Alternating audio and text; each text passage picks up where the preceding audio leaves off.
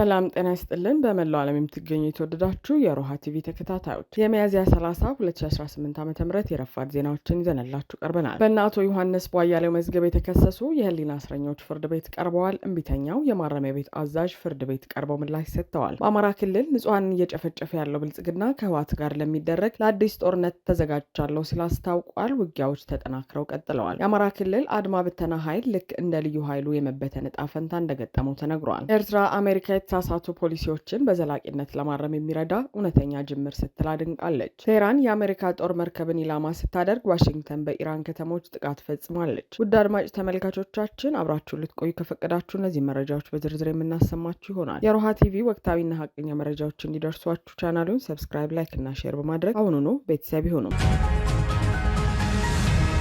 በእነ አቶ ዮሐንስ ቧያሌው መዝገብ የተከሰሱ የህሊና እስረኞች ፍርድ ቤት ቀረቡ። በእነ ዮሐንስ ቧያሌው መዝገብ ጉዳያቸውን በእስር ላይ ሆነው ከሚከታተሉ 16 ተከሳሾች መካከል 13ቱ ሚያዝያ 29 2018 ዓ.ም በፌዴራል ከፍተኛ ፍርድ ቤት ልደታ ምድብ ሁለተኛ የህገ መንግስትና የጸረ ሽብር ወንጀል ችሎት ቀርበው ነበር። በተደጋጋሚ ፍርድ ቤቱን ትዕዛዝ ያላከበሩት የቂሊንጦ ማረሚያ ቤት ኃላፊ ምክትል ኮማንደር ጣሰው ግዛውም በዕለቱ ተገኝተው ምላሽ ሰጥተዋል። መዝገቡ የተቀጠረው ተከሳሾች በተደጋጋሚ ያቀረቧቸውን አቤቱታዎች በተመለከተ ፍርድ ቤቱ ለቂሊንጦ ማረሚያ ቤትና ለፌዴራል ፖሊስ የሰጠውን ትዕዛዝ ምላሽ ለመጠባበቅ ነበር። የፍርድ ቤቱን ትዕዛዝ በተደጋጋሚ ሲያጥፉ የከረሙት የቂሊንጦ ማረሚያ ቤት ኃላፊ ምክትል ኮማንደር ጣሰው ግዛው በችሎት ተገኝተው በስራ መደራረብ ምክንያት በቀደሙ ቀጠሮች አለመገኘታቸውን በማስቀመጥ ስለቀረቡላቸው አቤቱታዎች ምላሽ ሰጥተዋል። የቀደመ የፍርድ ቤትን ትዕዛዝ በራስ ስልጣን መጣስ፣ ከቤተሰብ ግንኙነት፣ ከመጻፍና ከሽፍን ጫማ ጋር በተያያዘ በተከሳሾችና በቤተሰቦቻቸው ላይ እያጋጠመ ያለውን የመብት ጥሰትና የአገልግሎት አሰጣጥ ችግር አቤቱታዎች ቀርበዋል። የምክር ቤት አባላት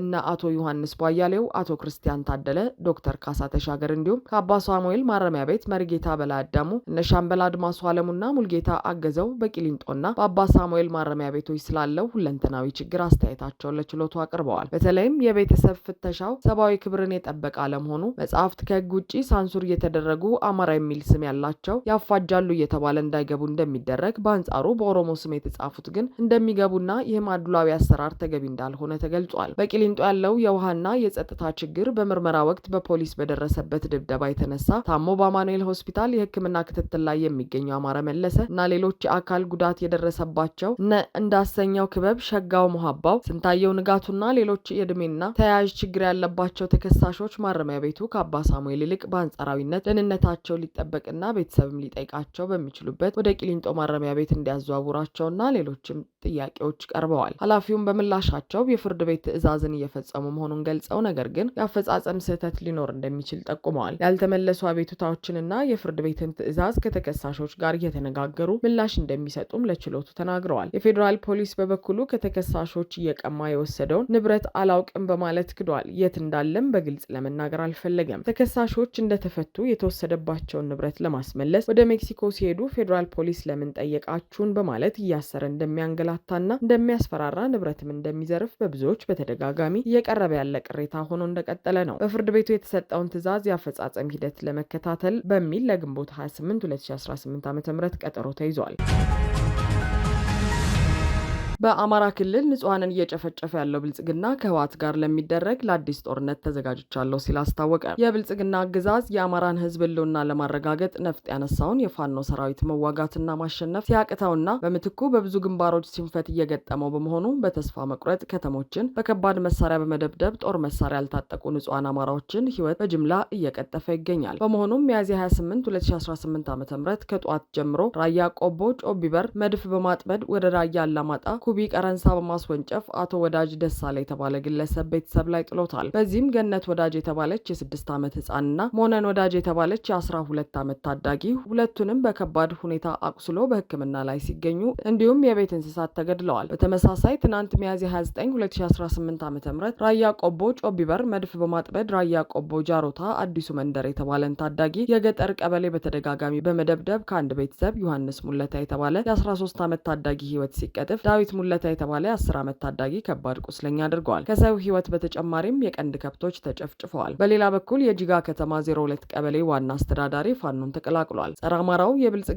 ስርዓትን በማገልገል ላይ የነበረው የጂጋ ከተማ 02 ቀበሌ ዋና አስተዳዳሪ አምደ ወርቅ አሰፋ በአፋብን ቴዎድሮስ እዝ 109ኛ ኮር 77ኛ ክፍለ ጦርን ተቀላቅሏል። ጂጋ ከተማ ከመሸገው የጠላት ኃይል ጋር በመሆን አምባገነኑን የብልጽግና ስርዓት ሲያገለግል የነበረ ሲሆን አንድ ክላሽንጎቭ ከነሙሉ ተተኳሹ በመያዝ ነው 77ኛ ክፍለ ጦርን የተቀላቀለው ሲል የክፍለ ጦሩ ህዝብ ግንኙነት ክፍል አስታውቋል። በተያያዘ የግንባር መረጃ ከጋሸና ወደ ሰቆጣ ሊያልፍ የነበረው አዲስ ምልምል የጠላት ሰራዊት በደፈጣ ተመቷል። የአማራ ፋኖ ብሔራዊ ንቅናቄ ወሎ ቤተ አማራ ሚኒሊክ እዝ 303ኛ ግዙፉ አሳምነው ኮር ክንፍ የሆኑት 19ኛ ክፍለ ጦርና 16ኛ ነብሮ ተወርዋሪ ኮማንዶ ብርጌድ በጋሸና አቅጣጫ ወደ ላሊበላና ሰቆጣ እየሄደ የነበረውን የብልጽግና አዲስ ምልምል ሰራዊት ላይ ደፈጣ በመጣል ከባድ ሰብአዊና ቁሳዊ ኪሳራ እንዲያስተናግድ ተደርጓል። ሚያዝያ 28 2018 ዓ.ም ረፋድ ልዩ ቦታው ዳቦ ከተማ ቆጋ ተራራ ላይ በተወሰደበት የማያዳግም እርምጃ ጠላት አዲስ ምልምል ሰራዊቱን በ16 ባስ በ6 ፓትሮል እና በ5 ኦራል ወደ ላሊበላና ሰቆጣ አሳልፋለሁ ብሎ እንቅስቃሴ የጀመረ ሲሆን በድብኮና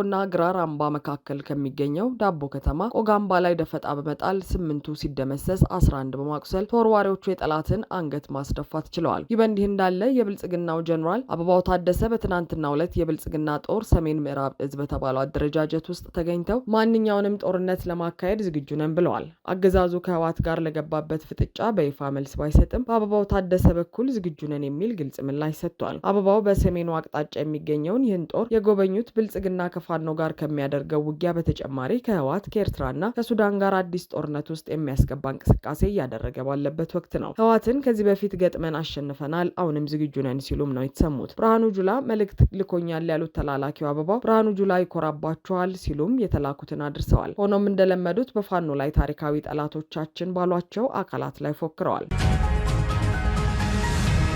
የአማራ ክልል አድማ ብተና ኃይል ልክ እንደ ልዩ ኃይሉ የመበተን ዕጣ ፈንታ እንደገጠመው ተነገረ። ለበርካታ ቀናት ሲደረግ የነበረው የአማራ ክልል የጸጥታ አመራሮች ዝግ ስብሰባ መጠናቀቁን ተከትሎ ዛሬ ስብሰባ ውሳኔዎችን የሚመለከቱ መረጃዎች በይፋ ወጥተዋል። በዚህም የአማራ አድማ ብተና አመራሮች በመከላከያ ውስጥ የሚሰጣቸው ሹመት ተጠናቆ አባላቱም መከላከያ ውስጥ እንዲገቡና እንዲበተኑ ተወስኗል። በዚህም የአማራ አድማ ብተና ፖሊስ ልክ እንደ ልዩ ኃይሉ ሁሉ እንዲፈርስ የተወሰነ ሲሆን ሆኖም ለአባላቶቹ እንዴት እንንገራቸው ይበተኑብናል በማለት ፍራቻ ውስጥ ገብተዋል። የሌሎች ክልሎች የአድማ ብተና የሚሆን የልዩ ኃይል አደረጃጀት እንደማይፈርስና ባለበትም እንደሚቆይ ተረጋግጧል። የአማራ አድማ ብተና የሚፈርሱበት ዋነኛ ምክንያት አልተማመንም በሚል ሲሆን ፋኖን ይቀላቀላሉ የሚል ከፍተኛ ስጋት ውስጥ ነን ሲል የመከላከያ ዋና አዛዥ አስታውቋል። አገዛዙ አማራ ክልል ላይ መሳሪያ የታጠቀ ኃይል ማየት እንደማይፈልግና አማራን ማዳከም ህልሙ እንደሆነ ደጋግሞ ማሳየቱ የተገለጸ ሲሆን ራሱንም እንዳይከላከል እየሰራ ነው። እናም የአማራ አድማ ብተና አባላትና አመራሮች እናንተን የሚፈልግ ህዝብና ኃይል አላችሁ፣ በእናንተም አይፈረድም፣ የማይሆን ፖለቲካ ስላጠጧችሁ ነው ያለው አፋብን። አሁን ግን እውነታውን መጋፈጥ አለባችሁ፣ ከመበተናችሁ በፊት ወንድሞቻችሁን ተቀላቀሉ። አድማና